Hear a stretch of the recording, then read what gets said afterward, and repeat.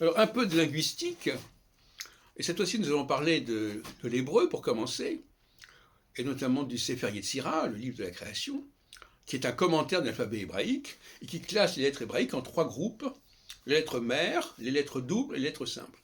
Le total faisant 12 et 7, 19, 3, 22, qui sont le nombre de lettres normalement de l'alphabet hébreu. Alors normalement, ça devrait être en fait 4, 6 et 12.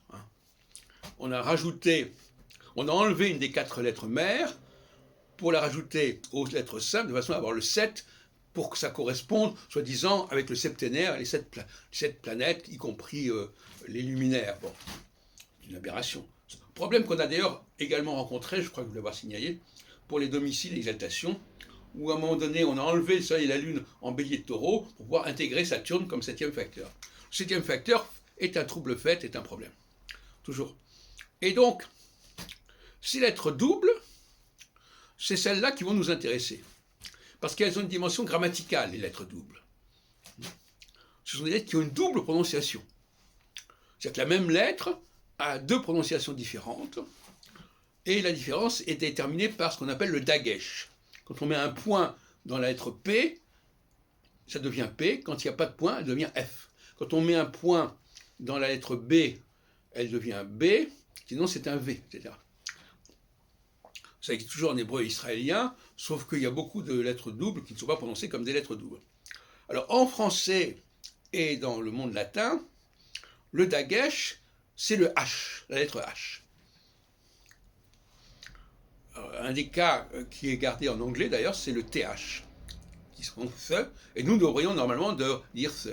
Donc nous, toutes les lettres que nous avons en consonne plus H, dans la catégorie. Alors je vous rappelle que les lettres doubles, c'est, on dit en hébreu bagat kafat, c'est le bet, le gimel, le dalet, le kaf, le p et le tav.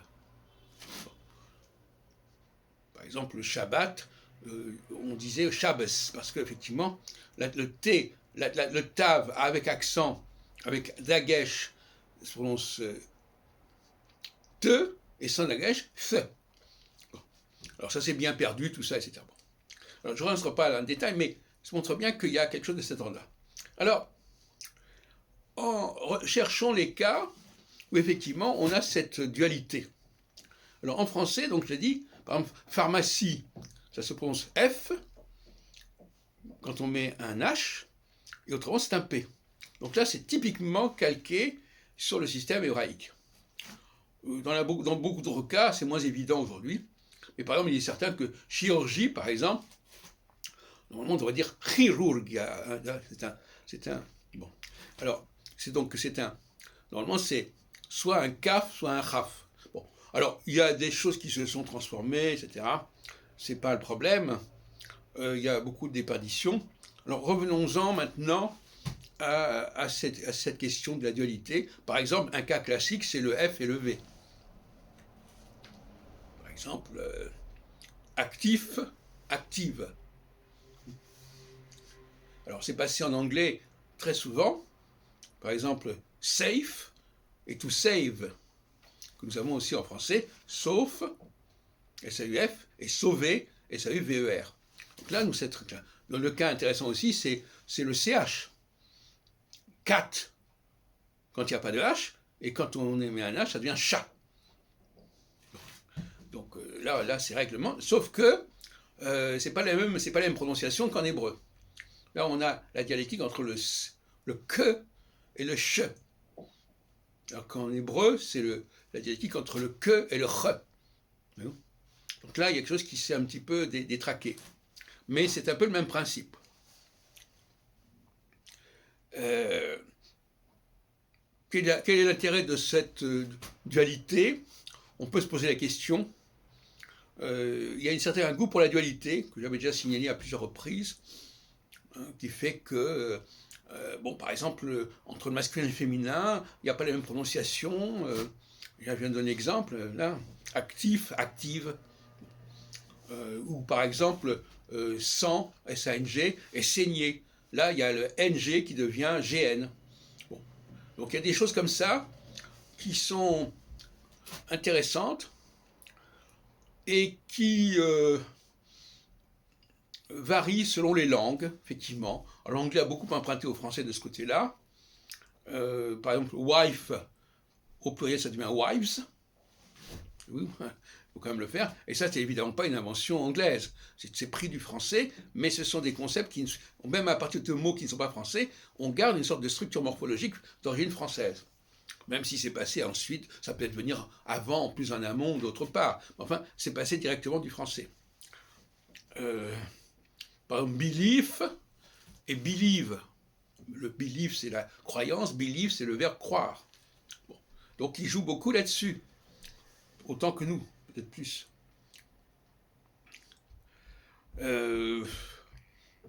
Les Anglais, effectivement, comme je disais, ont bien préservé le T et le TH. Nous l'avons perdu. Nous ne devrions pas dire théologie, nous devrions dire theology. Hein, bon, alors on a perdu, il faudrait retrouver, il faudrait renouer, reprendre le TH et le vérifier, parce que c'est pas la peine d'écrire un H si c'est pas pour prononcer. C'est pas la peine, ça n'a pas de sens. Un enfant va demander, et pourquoi il y a un H à théologie, à T même, etc. Si c'est pas pour être prononcé différemment que lorsqu'il n'y a pas de T, H, qu'il n'y a pas de H. C'est pas clair, et ça c'est ennuyeux quand même quelque part. Alors nous avons aussi effectivement le CH, qui, on en a parlé, mais par exemple, moi je prends le mot technique. Bon, pourquoi est-ce qu'il y a un H à technique? Normalement, on devrait prononcer technique, parce que c'est le chaf hébreu, et quand il n'y a pas le H, eh bien c'est qu'un que. Là, on est complètement dans la structure hébreu. Ka, que ou ch. Kaf ou chaf, là ça va. Bon, donc les Hébreux ont cette formule, par exemple, anipoteach, j'ouvre, liftoach, ouvrir. Donc il joue, ça joue quelque part pour différencier les différentes modulations d'une racine. Bon. Voilà où on en est pour l'instant. On peut se demander, savoir pourquoi faire, quelle est la raison de cette gymnastique des sonorités, pourquoi mettons en rapport tel et tel son ensemble autour d'une même lettre. Voilà des questions qui restent posées.